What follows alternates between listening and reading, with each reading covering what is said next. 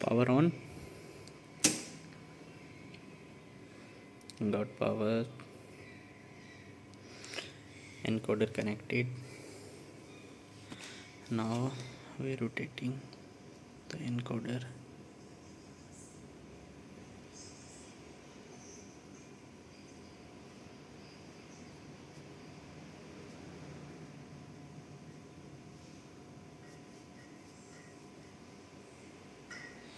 Manually it's working.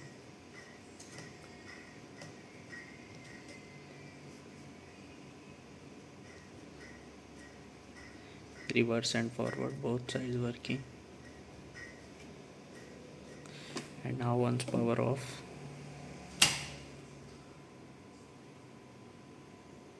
Again power on.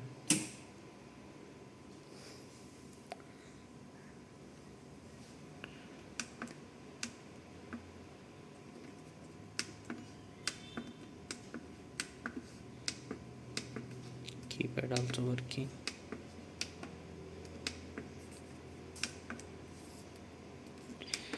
Zero, 1, 2, 3, 4, 5, 6, 7, 8, 9, 0. Dot also. All keys are working.